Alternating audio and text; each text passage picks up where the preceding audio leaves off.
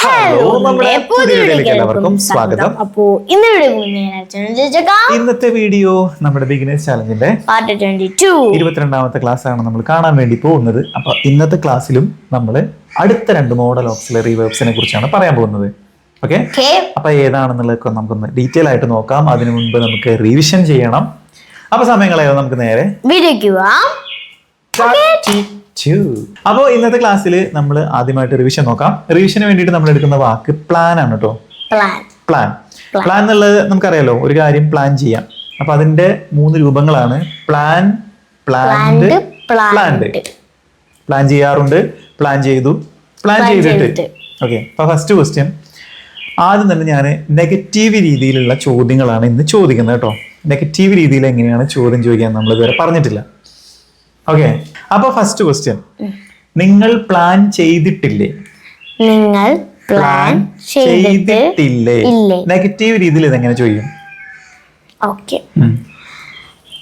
അപ്പോ അച്ഛാ എനിക്കൊരു സംശയമുണ്ട്. ഈ വെർബുകളല്ലേ ഈ പ്ലാൻ എന്ന് പറയുന്നത്? അതെ, പ്ലാൻ, പ്ലാൻഡ്, പ്ലാൻഡ് ഇത് വെർബാണ്. അത് വെർബാണ്. അപ്പോ ഈ ഡു വെച്ചിട്ടാണോ ചോദ്യം? അതൊന്നും ഞാൻ പറഞ്ഞില്ല.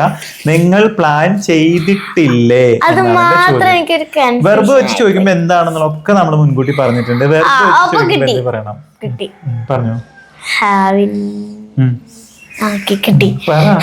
കിട്ടി, ഹാവിൻഡ്. നിങ്ങൾ പ്ലാൻ ചെയ്തിട്ടില്ലേ?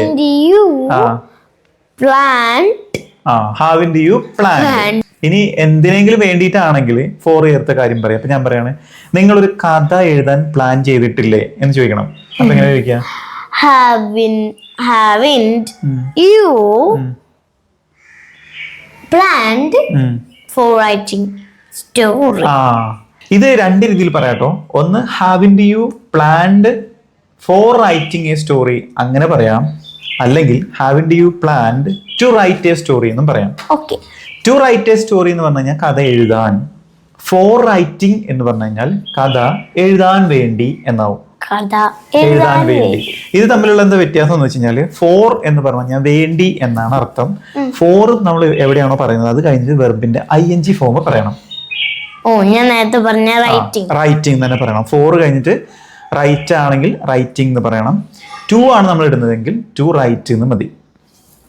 ഓക്കെ, അപ്പോ haven't you planned to write a story എന്നോ haven't you plan for writing a story എന്നോ പറയാം. ക്ലിയർ ആണല്ലോ? ഓക്കെ, ഇനി എപ്പോഴും നിങ്ങൾ കഥ എഴുതാൻ പ്ലാൻ ചെയ്യാറില്ലേ എന്നാണ് അടുത്ത ചോദ്യം. ചെയ്യാറില്ലേ? അപ്പൊ ചെയ്യാറുണ്ട്, ചെയ്യാറില്ല, ചെയ്യാറില്ലേ? ഞാൻ പറയാൻ എന്തൊക്കെ പറഞ്ഞില്ലേ? പറഞ്ഞു, അതൊന്നും നോക്കണ്ട, ഉത്തരം പറഞ്ഞോ.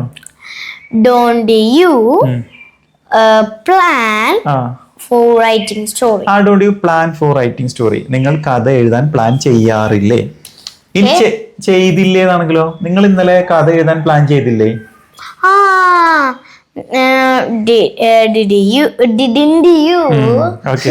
Didn't you plan for writing story yesterday? ഇന്നലെ നിങ്ങൾ കഥ എഴുതാൻ പ്ലാൻ ചെയ്തില്ലേ എന്നാണ്. ഇനി നാളെ നിങ്ങൾ കഥ എഴുതാൻ പ്ലാൻ ചെയ്യില്ലേ? ചെയ്തില്ലേ എന്നല്ല, ചെയ്യില്ലേ. നാളെ നിങ്ങൾ കഥ എഴുതാൻ പ്ലാൻ ചെയ്യില്ലേ? ചെയ്യൂലേ? ചെയ്യില്ലേ? പറയട്ടെ.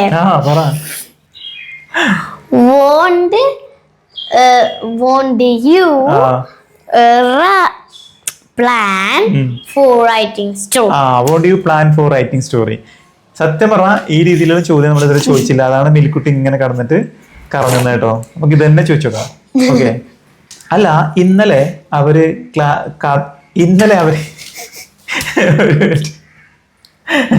എനിക്ക് തെറ്റിപ്പോയി. ഇന്നലെ അവര് കഥ എഴുതാൻ പ്ലാൻ ചെയ്തുകൊണ്ടിരിക്കുകയായിരുന്നില്ലേ? അപ്പോ ഇന്നലെ അവര് കഥ എഴുതാൻ പ്ലാൻ ചെയ്തുകൊണ്ടിരിക്കുകയായിരുന്നില്ലേ? എവിടെ? പറ, അവരാണ് അവരാണ്. അവർ കഥ എഴുതാൻ പ്ലാൻ ചെയ്തുകൊണ്ടിരിക്കുകയായിരുന്നില്ലേ? അതാ ഞാൻ പറഞ്ഞ അവരാണ്, വാസിന്റെ അല്ല, തെറ്റാണ്. കിട്ടി കിട്ടി. വേറിന്റെ എന്ന് പറഞ്ഞോ?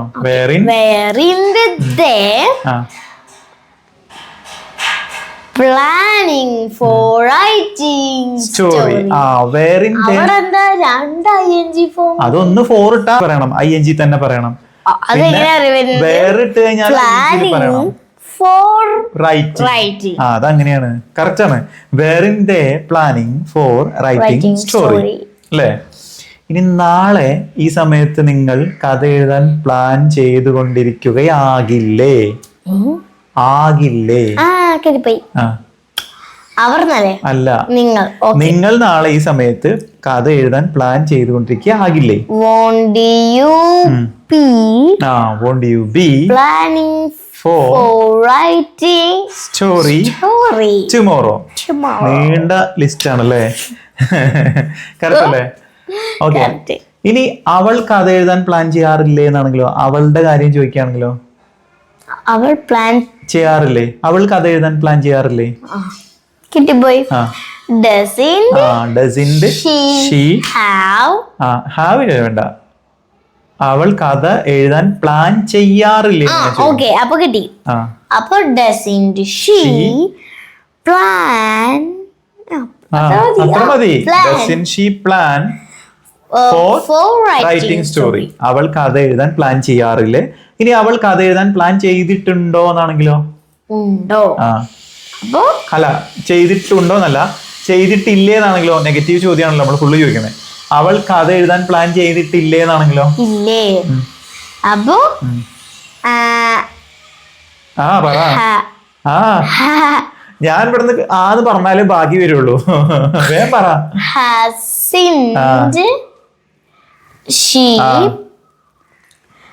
planned for writing story. Hasn't she planned for writing story? വ്യത്യാസം മനസ്സിലായില്ലേ? ഇന്ന് നമ്മൾ ചോദിച്ച ചോദ്യങ്ങളിൽ കുറെ എല്ലാവർക്കും തെറ്റിപ്പോവാൻ സാധ്യത ഉണ്ടെന്ന് എനിക്ക് തീർച്ചയായിട്ടും അറിയാം. അപ്പൊ നിങ്ങൾ എന്ത് ചെയ്യണം? ഈ നെഗറ്റീവ് രീതിയിൽ ചോദ്യങ്ങൾ ഉണ്ടായിട്ട് പ്രിപ്പയർ ചെയ്യണം കേട്ടോ, എന്നാലേ നടക്കുള്ളൂ. നെഗറ്റീവ് രീതിയിൽ എങ്ങനെയാണ് ചോദ്യം ചോദിക്കുക എന്നുള്ളത് നിങ്ങൾ പ്രിപ്പയർ ചെയ്യാം. നമ്മൾ മലയാളത്തിൽ ഒരുപാട് അങ്ങനെ ചോദിക്കാറുണ്ട് അല്ലേ? ഇനി ഒന്ന് രണ്ട് ചോദ്യങ്ങൾ ചോദിക്കാം. അവൻ കഥ എഴുതാൻ പ്ലാൻ ചെയ്യണം. അവൻ കഥ എഴുതാൻ പ്ലാൻ ചെയ്യണം. ചെയ്യണം എന്നാണല്ലേ? നീ ഉറപ്പായിട്ടെന്നല്ല, ചെയ്യണം. ഒരു പകുതി, പകുതിയോ മുക്കാലോ ചെയ്യണം. അപ്പോ he should plan for writing story. he should plan for writing story. ഇനി അവൻ കഥ എഴുതാൻ പ്ലാൻ ചെയ്യാം. ഉറപ്പില്ല, ചെയ്യാം. സാധ്യത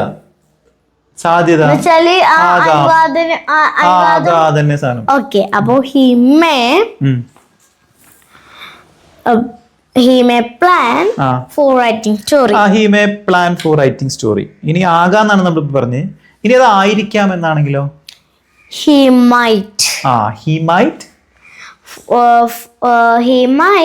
plan for writing story. he might plan for writing story. അവൻ കഥ എഴുതാൻ പ്ലാൻ ചെയ്യുമായിരിക്കാം.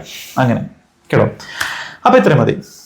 അപ്പോ ഇനി നമുക്ക് നേരെ ഇന്നത്തെ ക്ലാസ്സിലേക്ക് പോവാം. ഇന്നത്തെ ക്ലാസ്സിൽ നമ്മൾ എടുക്കാൻ പോകുന്ന വാക്ക്, ഫസ്റ്റ് വാക്ക് വുഡ് ആണ് കേട്ടോ. വുഡിന്റെ മീനിങ് എന്താണെന്ന് അറിയാമോ? വുഡ് എന്ന് വെച്ച് കഴിഞ്ഞാല് നമ്മള് വില്ല് പറഞ്ഞില്ലേ, വില്ലിന്റെ ചേച്ചിയോ ചേട്ടനോ ഒക്കെയാണ് എന്ന് വെച്ച് കഴിഞ്ഞാല് വില്ലിന്റെ പാസ്റ്റ് ആയിട്ടാണ് നമ്മൾ വുഡ് ഉപയോഗിക്കുന്നത്. വില്ല് എന്ന് പറഞ്ഞു കഴിഞ്ഞാൽ എന്തായിരുന്നു? 100% ഞാനത് ചെയ്യും. നമ്മളൊരു കാര്യം ചെയ്യും എന്ന് പറയാനാണ് നമ്മൾ വില്ല് ഉപയോഗിക്കുന്നത് അല്ലെ? ഇനി അത് ചെയ്യുമായിരുന്നു എന്ന് കിട്ടണമെങ്കിൽ അതിനാണ് നമ്മൾ വുഡ് ഉപയോഗിക്കുക. എന്നുവെച്ചാല് ഞാന് പണ്ട് കാർ ഓടിക്കുമായിരുന്നു, അത് തന്നെ. ഞാൻ പണ്ട് ബൈക്ക് ഓടിക്കുമായിരുന്നു, അത് തന്നെ. ഞാൻ പണ്ട് ചെടി നനയ്ക്കുമായിരുന്നു, അതൊക്കെയാണ്. അത് തന്നെ. അതായത് ഒരു കാര്യം നമ്മൾ 100% ചെയ്യും എന്നുള്ളത് പറയുകയാണെങ്കിൽ ഇനി വരാനുള്ള കാര്യമാണ്. പക്ഷെ ചെയ്യുമായിരുന്നു എന്ന് പറഞ്ഞു കഴിഞ്ഞാൽ നമ്മൾ കഴിഞ്ഞു പോയ ഒരു സംഭവമാണ്. ആ സമയത്ത് ഞാൻ അങ്ങനെ ചെയ്യുമായിരുന്നു എന്നാണ്, അല്ലെ?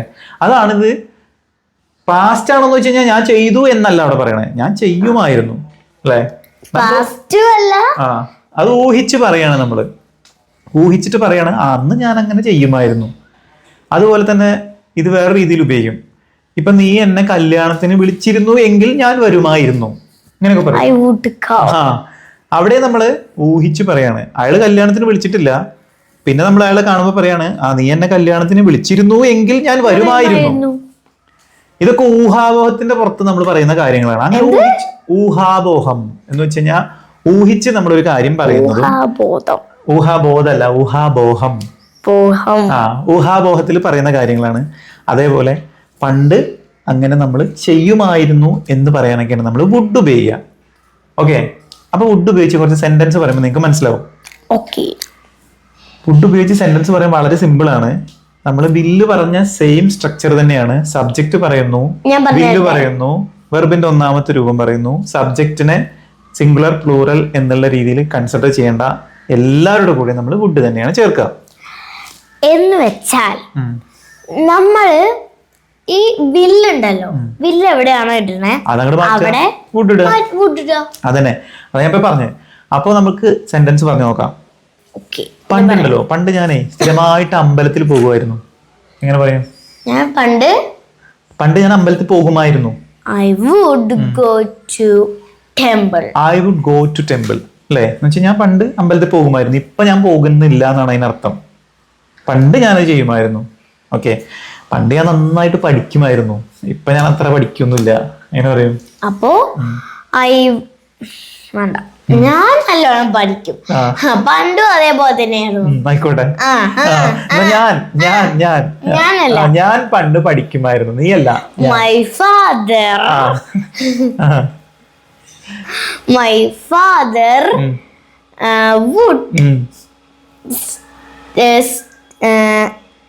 my father would study very well before.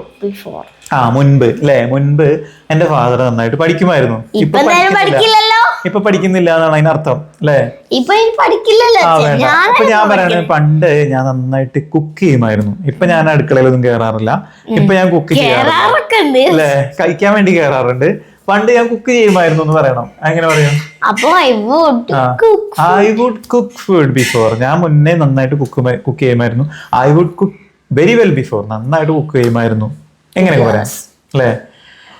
ഇനി ഡ്രൈവിംഗ് നന്നായിട്ട് അറിയുന്ന ഒരാളാന്ന് വിചാരിച്ചു, അയാള് നന്നായിട്ട് വണ്ടി ഓടിക്കുമായിരുന്നു, ഇപ്പൊ അയാൾക്ക് ഡ്രൈവിംഗ് വണ്ടി എടുക്കാത്തോണ്ട് വലിയ പരിചയമില്ല. അപ്പൊ നമ്മളിങ്ങനെ പറയാണ് അയാള് നന്നായിട്ട് വണ്ടി ഓടിക്കുമായിരുന്നു. ശരി, മനസ്സിലായി.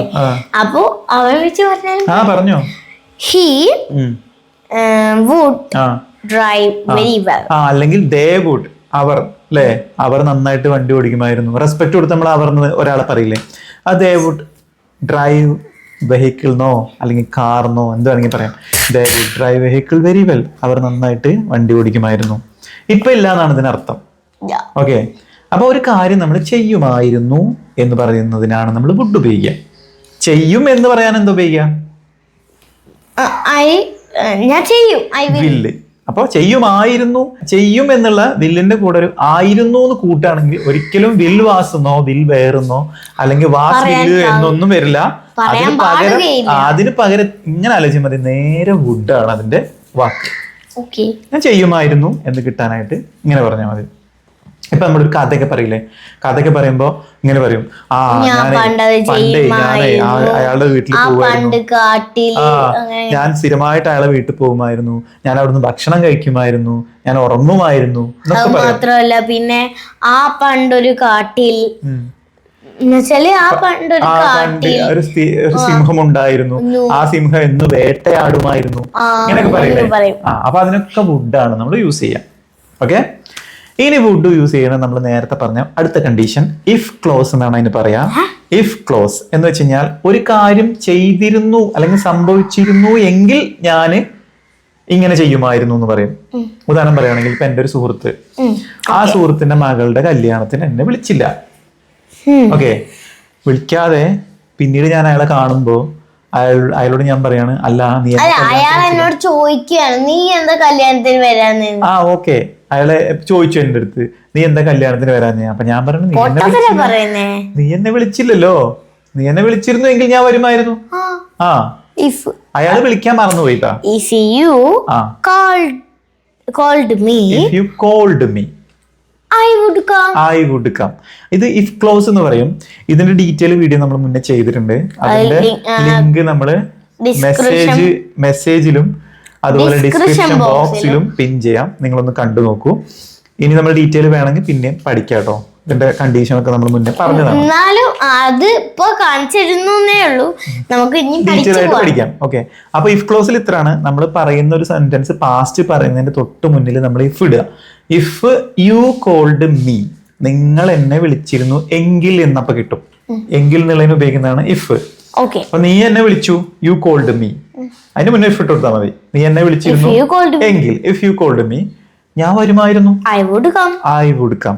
ഇതെന്താണ്? നമ്മള് ഇമാജിൻ ചെയ്ത് പറയാണ്. അയാൾ എന്നെ വിളിച്ചിട്ടുമില്ല, ഞാൻ പോയിട്ടുമില്ല. എന്നാലോ അയാൾ വിളിച്ചിരുന്നു എങ്കിൽ ഞാൻ പോകുമായിരുന്നു അല്ലെങ്കിൽ ഞാൻ വരുമായിരുന്നു എന്ന് ഞാൻ ഊഹിച്ച് പറയുന്നതാണ്. അവിടെ നമ്മൾ വുഡാണ് യൂസ് ചെയ്യാം. ഓക്കെ, അങ്ങനെയുള്ള ഒന്നും സംഭവം പറഞ്ഞേ. നീ എന്നെ വിളിച്ചിരുന്നെങ്കിൽ ഞാൻ വരുമായിരുന്നു എന്ന് പറഞ്ഞ പോലെ. അതേപോലെ തന്നെ നീ എന്നെ നമ്മൾ തമ്മില് കണ്ടിരുന്നു എങ്കിൽ നമ്മൾ സംസാരിക്കായിരുന്നു. എങ്ങനെ പറയാ? ഇഫ് യു അല്ല, നമ്മൾ തമ്മിലല്ലേ.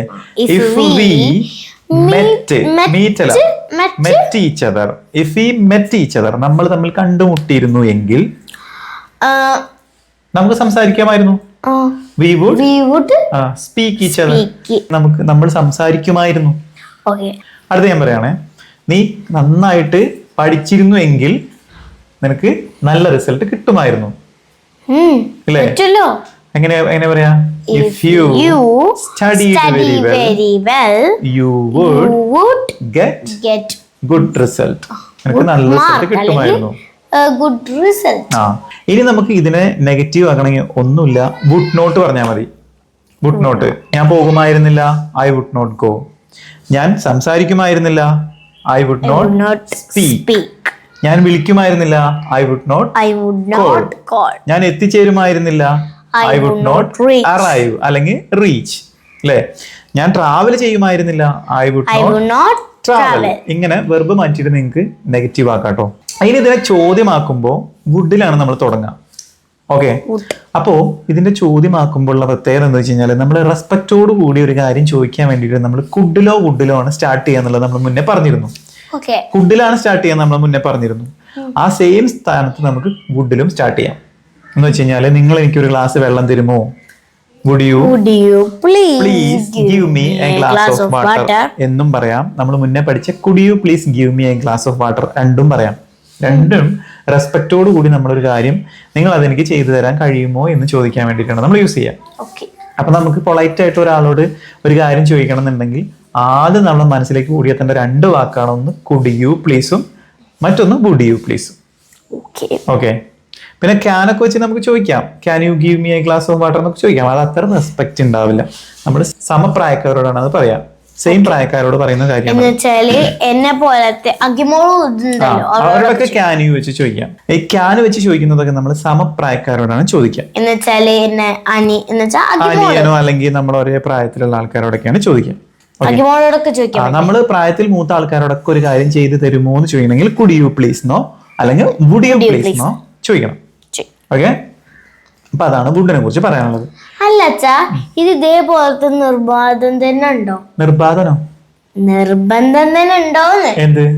ഈ സമപ്രായക്കാരോട് അങ്ങനെ തന്നെ നിർബന്ധമുണ്ട്. സമപ്രായക്കാരോടൊക്കെ നമ്മൾ ഞാൻ ചിലപ്പോ മാറിപ്പോവാ. സമപ്രായക്കാരോട് നമുക്ക് ഇതെല്ലാം ചോദിക്കാം. ഇപ്പൊ വുഡും കുഡും നമുക്ക് ഏത് ആൾക്കാരോടും ചോദിക്കാം. പക്ഷെ ക്യാന് വെച്ച് നമ്മളൊരു കാര്യം ചോദിക്കുമ്പോൾ അത് നമ്മളെക്കാൾ മൂത്ത ഒരാളോട് ചോദിക്കാൻ പാടില്ല. അത്രേ ഉള്ളൂ. മനസ്സിലായില്ലേ? ക്ലിയർ ആണോ? ചോദിക്കാൻ പാടില്ല. അച്ഛനോടൊക്കെ ചോദിക്കുമ്പോൾ ക്യാനിൽ ചോദിക്കാൻ പാടില്ല. Would you please no, could you please no ചോദിക്കണം. നിങ്ങൾ അത് ചെയ്തു തരാൻ പറ്റുമോ, കഴിയുമോ, സാധിക്കുമോ എന്ന് നമ്മൾ ചോദിക്കുമ്പോൾ കുഡോ വുഡോ യൂസ് ചെയ്യണം. നമ്മുടെ പ്രായത്തിൽ താഴ്ന്ന ആൾക്കാരോട് ചോദിക്കുമ്പോൾ മാത്രമേ നമ്മൾ ക്യാൻ യൂസ് ചെയ്യാൻ പാടുള്ളൂ. ഓക്കെ, അപ്പൊ ഇനി നമ്മൾ അടുത്ത പഠിക്കാൻ പോകുന്ന വാക്ക് മസ്റ്റ് ആണ് കേട്ടോ. മസ്റ്റ് എന്ന് വെച്ച് കഴിഞ്ഞാൽ നമ്മൾ മുന്നേ പഠിച്ചിട്ടുള്ള ഒരു വാക്കുണ്ട്. നമ്മളൊരു കാര്യം ചെയ്യണം എന്ന് പറയാനായിട്ട് ഉപയോഗിക്കുന്ന വാക്കാണ് ഷുഡ്. അതൊരു കാര്യം ചെയ്യണം എന്നേ ഉള്ളൂ.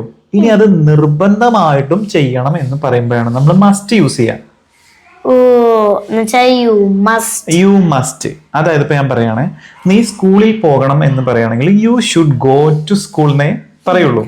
നീ ഉറപ്പായിട്ടും പോണം എന്ന് പറയുമ്പോ അതൊരു നിർബന്ധമാണ് എന്ന് പറയുമ്പോ അവിടെ നമ്മളിപ്പോ മലയാളത്തിൽ എങ്ങനെ പറയാ, നീ സ്കൂളിൽ പോകണം. ഇനി നിർബന്ധം പറയുമ്പോ നീ നിർബന്ധമായും സ്കൂളിൽ പോകണം. അപ്പൊ ഈ നിർബന്ധമായും ചെയ്യണം എന്നുള്ളതിന് ഇംഗ്ലീഷിൽ ഒറ്റ വാക്കുണ്ട്, മസ്റ്റ് ആണ്. അത് മാത്രല്ല, പിന്നെ നീ ഉറപ്പായിട്ടും പഠിക്കണം. You must study. അവിടെ യു ഷുഡ് സ്റ്റഡി എന്നാണ് അത്ര ഉറപ്പില്ല. മനസ്സിലായില്ലേ? സംഭവം അത്രേ ഉള്ളൂ. നമ്മള് ഒരു ഓർഡർ ഒക്കെ കൊടുക്കില്ലേ? ഇപ്പൊ നമ്മൾ ഓഫീസിലുള്ള ആളുകള് തൊട്ട് താഴെ ഉള്ള ജീവനക്കാർക്കൊക്കെ ഓർഡർ ആയിട്ട് ഒരു കാര്യം കൊടുക്കും. അതായത് നീ യൂണിഫോം ധരിച്ചിരിക്കണം. ഞങ്ങളെ സ്കൂളിലുണ്ട്. കാരണം എന്താ അറിയോ, ഞങ്ങളെ സ്കൂളില് ഹെഡ് മാഷ് ഇങ്ങനെ വിളിച്ചു പറയും, നിങ്ങള് സ്കൂളില് യൂണിഫോം ധരിക്കണം. അതേപോലെ ധരിക്കാത്ത കുട്ടികൾ ഇങ്ങോട്ട് വരും. അവിടെ ഹെഡ് മാഷ് ഒരിക്കലും ഷുഡിലല്ല പറയാ, മസ്റ്റ് ആണ്. കാരണം എന്താണ്, അത് നമ്മൾ അനുസരിക്കേണ്ട സംഭവമാണ് അല്ലെ? നമ്മൾ വണ്ടി ഓടിക്കുന്ന സമയത്ത് നമ്മൾ എന്ത് ചെയ്യണം? നിർബന്ധമായിട്ടും സീറ്റ് ബെൽറ്റ് ഇടണം. വേണ്ടേ? ഞാൻ ബൈക്കിനെ വിചാരിച്ചേ. ബൈക്കാണെങ്കിൽ നമ്മൾ ഹെൽമെറ്റ് ഇടണം. അപ്പൊ we must wear the helmet. We must wear the helmet. കാറിലാണെങ്കിലോ we should wear the seat belt. നമ്മൾ സീറ്റ് ബെൽറ്റ് ധരിക്കണം. മറ്റേതാകുമ്പോ ഹെൽമെറ്റ് ധരിക്കണം. നീ സ്കൂളിലേക്ക് പോകുന്ന സമയത്ത് നീ യൂണിഫോം ധരിക്കണം. മസ്റ്റ് അല്ലേ? യു മസ്റ്റ് വിയർ യൂണിഫോം ധരിക്കണം. അപ്പൊ നിർബന്ധ ബുദ്ധിയിൽ നമ്മളൊരു കാര്യം പറയുന്ന കാര്യങ്ങൾ വരുമ്പോഴൊക്കെ നമുക്ക് എന്ത് ചെയ്യാം? മസ്റ്റ് യൂസ് ചെയ്യാം. സംഭവം ചെയ്യണം എന്ന് തന്നെയാണ് അതിന്റെ മീനിങ്. ചെയ്യണം. ഇനി അതിന് നെഗറ്റീവ് വരുമ്പോഴേക്കും മസ്റ്റ് നോട്ട് അല്ലെങ്കിൽ മസിൻഡ് എന്ന് പറയും. മസ്റ്റ് നോട്ട് ചെയ്യണ്ട. ഇപ്പൊ പറയണേ, നീ എന്നും സിനിമ ആദ്യമായിട്ട് കേൾക്കണം. മസിൻഡ് കേട്ടിട്ടുണ്ട്, മസ്റ്റ് നോട്ട് ഞാൻ ഇതുവരെ കേട്ടിട്ടുണ്ട്. രണ്ടും ഒന്ന് തന്നെയാണേ. മസ്റ്റ് നോട്ട് എന്ന് വെച്ച് കഴിഞ്ഞാല് ഞാൻ പറയാണ്, നീ ആ സിനിമയ്ക്ക് പോകണ്ട എന്ന് പറഞ്ഞാ പോകണ്ട. എങ്ങനെ പറയാ? അന്ന് എന്നോട് പറഞ്ഞ ഡയലോഗ്. അതെ. അപ്പൊ എങ്ങനെ പറയാ? You mustn't go for that. Go to അല്ലേ വരിക? Go for that movie. നീ ആ സിനിമയ്ക്ക് പോകണ്ട. You mustn't go for. ഒരാളുണ്ടല്ലോ ഗൈസ്, എന്നോട് പറഞ്ഞു ആ സിനിമയ്ക്ക് പോവണ്ടെന്ന്. ഇങ്ങോട്ട് നീ പോണ്ടെന്ന് ഞാൻ പറഞ്ഞുള്ളൂ. ഒരു ദിവസം വൈകുന്നേരം സ്വന്തം ഫ്രണ്ട്സിനെ കൊണ്ട് സിനിമയ്ക്ക് പോകും. അത്രേ ഉള്ളൂ. അപ്പോ മസ്റ്റിനെ നെഗറ്റീവ് ആക്കാൻ മസ്റ്റിന്റെ കൂടെ നോട്ട് ഇട്ടിട്ട് കാര്യം പറയുന്നു. അതുപോലെ തന്നെ മസ്റ്റ് വെച്ചിട്ട് നമ്മൾ ചോദ്യം ചോദിക്കണമെങ്കിൽ മസ്റ്റിന് ഫ്രണ്ടിലിട്ടിട്ട് ചോദ്യം ചോദിക്കാം. അത് നിർബന്ധമാണോ? മസ്റ്റ് ഐ ഗോ ദർ, ഞാൻ അവിടെ പോകൽ നിർബന്ധമാണോ? അത് മസ്റ്റ് വെച്ചിട്ട് ചോദിക്കാം. Must I go there, must I write this exam, ഞാൻ ഈ എക്സാം എഴുതൽ നിർബന്ധമാണോ എന്നൊക്കെ ചോദിക്കില്ല നമ്മള്. അപ്പൊ അതൊക്കെ മസ്റ്റിലാണ് തുടങ്ങാം. ഓക്കെ, അത് നമുക്ക് ഈസി ആയിട്ട് ഉണ്ടാക്കാം അല്ലെ? ഒരു സെന്റൻസ് കിട്ടിക്കഴിഞ്ഞാൽ അതിൽ നിന്നും ഓക്സിലറി വെർബിനെ കണ്ടുപിടിച്ചിട്ട് തുടങ്ങി കഴിഞ്ഞാൽ ചോദ്യമാവും എന്നും, ഒരു സെന്റൻസിൽ ഓക്സിലറി വെർബിന്റെ കൂടെ നോട്ട് ഇട്ട് കഴിഞ്ഞാൽ ആ സെന്റൻസ് നെഗറ്റീവ് ആവും എന്നും ഒക്കെ നമ്മൾ പഠിച്ചതാണ്. കാരണം നിങ്ങൾക്ക് വരെ അറിയാം, അതിപ്പോ എല്ലാവർക്കും പഠിച്ചതാണ്. അപ്പൊ ഇതിന്റെ മീനിങ് കിട്ടിയപ്പോ കാര്യങ്ങൾ എല്ലാവർക്കും ഈസി ആയിട്ട് ഉണ്ടാക്കാൻ പറ്റും അല്ലെ? ഓക്കെ. അപ്പോ ഇനി നമുക്ക് ഇന്നത്തെ 5 വെർബിനെ പരിചയപ്പെടാം. ഓക്കെ. ഇന്ന് നമ്മൾ നോക്കാൻ പോകുന്ന വെർബ് എല്ലാവരും ഒരേപോലെ വരുന്ന വെർബുകൾ ഏതൊക്കെയാണെന്നുള്ളതാണ് കേട്ടോ. അതായത് ഇപ്പൊ നമ്മൾ മുന്നേ 2 ക്ലാസ്സിൽ പറഞ്ഞിരുന്നു, cut cut cut, put put put എന്നൊക്കെ പറഞ്ഞിരുന്നില്ലേ?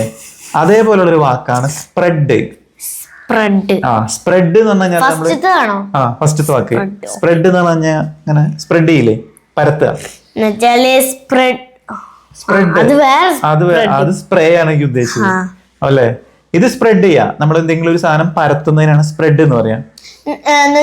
ഈ സ്പ്രെഡ് എന്ന് പറയുമ്പോ നമ്മൾ അരിയൊക്കെ വെയിലത്ത് ഇടാൻ പറ്റൂലേ, എന്നിട്ട് അതിനൊക്കെ പറയാം. അപ്പൊ സ്പ്രെഡിന്റെ പാസ്റ്റ് സ്പ്രെഡഡ് അല്ല, സ്പ്രെഡ് എന്ന് തന്നെയാണ്. മൂന്നും സ്പ്രെഡ് സ്പ്രെഡ് സ്പ്രെഡ് എന്നാണ്. കട്ട് കട്ട് കട്ട് അതേപോലെ സ്പ്രെഡ് സ്പ്രെഡ് സ്പ്രെഡ് മൂന്നും പുട്ട് പുട്ട് പുട്ട്. അപ്പൊ 3 സ്പ്രെഡ് ആണ് കേട്ടോ. ഇനി അടുത്ത വാക്കാണ് അപ്സെറ്റ്. അപ്സെറ്റ്. അപ്സെറ്റ് ആവാന്ന് പറയില്ലേ, ഞാനാകെ അപ്സെറ്റ് ആയി, ഒരു കാര്യം കേട്ടിട്ട് ഞാൻ ആകെ അപ്സെറ്റ് ആയി എന്ന് പറയില്ലേ, ഒരു നമ്മള് വിഷാദനായി എന്ന് പറയാം. അതിന്റെ 3 ഫോമും അപ്സെറ്റ് തന്നെയാണ്. Upset upset upset. അതുപോലെ അപ്സെറ്റ് അപ്സെറ്റഡ് അങ്ങനെയൊക്കെയാണ് എനിക്ക് വരുന്നത്. അല്ലല്ല, കാരണം മറ്റത് പറഞ്ഞിട്ടേ എല്ലാതും ഇടി ഇടി. എല്ലാതും ഇടി വരില്ല. അതാ ഞാൻ പറഞ്ഞത്, അങ്ങനത്തെ അല്ലാത്ത വാക്കുകളുണ്ട്. അപ്പൊ അതാണ് ഞാൻ ഈ പറഞ്ഞോണ്ടിരിക്കുന്നത്. പിന്നെ നമ്മള് ഹേർട്ടായി എന്ന് പറയില്ലേ, ഹേർട്ടായി, ഹാർട്ടല്ല ഹേർട്ടായി. ഹേർട്ടായി എന്ന് വെച്ചാൽ എനിക്ക് ഭയങ്കര ഫീലിംഗ് ആയി എന്ന് പറയുന്നത്. അപ്പൊ അതിനും നമ്മള് ഹേർട്ട് തന്നെ ഉള്ളൂ, ഹേർട്ടഡ് എന്നുള്ള വാക്കില്ല. Hurt hurt hurt hurt hurt hurt. എനിക്ക് ഹേർട്ടായി എന്ന് പറയില്ലേ. ഒരു വാക്കാണ് ഹിറ്റ്. ഹിറ്റ് അടിക്കുക, ഹിറ്റ് തന്നെ ഇടിക്കുക അങ്ങനെയൊക്കെ പറയില്ലേ. അപ്പൊ അതിനും ഹിറ്റ് തന്നെ ഉള്ളൂ, 3 വാക്ക് ഹിറ്റ്. വേറെന്തോ ഫയറിംഗ്, അത് വേറെ വാക്ക്. ഹിറ്റ് എന്ന് വെച്ച് കഴിഞ്ഞാല് ഇടിക്കുന്നതിന് അല്ലെ. അപ്പൊ അത് ഹിറ്റ് ഹിറ്റ് ഹിറ്റ് തന്നെയാണ്, 3ഉം ഹിറ്റാണ്. ഇനി അടുത്ത വാക്ക് റീഡ്. റീഡ് എന്നുള്ളത് എന്താണ്? വായിക്കുക. വായിക്കുക എന്നുള്ളതിന്റെ 3 വാക്കും റീഡ് റെഡ് റെഡ്. എഴുതുന്ന ഒരേപോലെയാണ്. റീഡ് റീഡ് എഴുതുന്ന READ അങ്ങനെ തന്നെയാണ്. പക്ഷെ പറയുമ്പോ റീഡ് റെഡ് റെഡ് റെഡ്. അപ്പൊ ഈ വാക്കുകളൊക്കെ ഒന്ന് ഓർത്തിരിക്കുക. ഹേർട്ട്, റീഡ്, സ്പ്രെഡ്, പിന്നെ കട്ട്. അപ്പൊ ഇനി അടുത്ത നിങ്ങൾക്കുള്ള ചോദ്യം, ഞാൻ ആ പാർട്ടിക്ക് അറ്റൻഡ് ചെയ്യണമോ? ഞാൻ ആ പാർട്ടിക്ക് അറ്റൻഡ് ചെയ്യണമോ ചോദ്യമാണ്. ഇനി അടുത്തത് മിൽക്കുട്ടിയുടെ ചോദ്യം. എന്റെ ചോദ്യം എന്താ വെച്ചാല്, അവൾ പണ്ട് ചെറുപ്പത്തിൽ സൈക്കിൾ ഓടിക്കുമായിരുന്നു. നന്നായിട്ട് സൈക്കിൾ ഓടിക്കും. അവൾ ചെറുപ്പത്തില് സൈക്കിൾ ഓടിക്കുമായിരുന്നു. അപ്പോ ചെറുപ്പത്തിൽ എന്നുള്ളതിന്റെ വാക്ക് എന്താണെന്ന് ആലോചിക്കുക. പിന്നെ സൈക്കിൾ ഓടിക്കുന്നതിന് ഡ്രൈവ് എന്നല്ല നമ്മൾ പറയാ, റൈഡ് എന്നാണ് കേട്ടോ. അപ്പൊ റൈഡ് എന്നുള്ള വാക്ക് ഉപയോഗിച്ചിട്ടാണ് നിങ്ങൾ പറയേണ്ടത്. അപ്പൊ ഇതിന്റെ 2 ആൻസർ നിങ്ങൾ കമന്റ് ബോക്സിൽ കമന്റ് ആയിട്ട് രേഖപ്പെടുത്തും. ഓക്കെ, അപ്പൊ ഗൈസ് ഇന്നത്തെ വീഡിയോ ഇത്രേ ഉള്ളൂ. അടുത്ത വീഡിയോ വീണ്ടും കാണാം. അതിലേക്കും like, share, subscribe and comment. ഇഷ്ടപ്പെട്ടെങ്കിൽ ഡിസ്ലൈക്ക് ചെയ്യുക. അടുത്ത വീഡിയോ വീണ്ടും കാണാം. അതിലേക്കും ബൈ.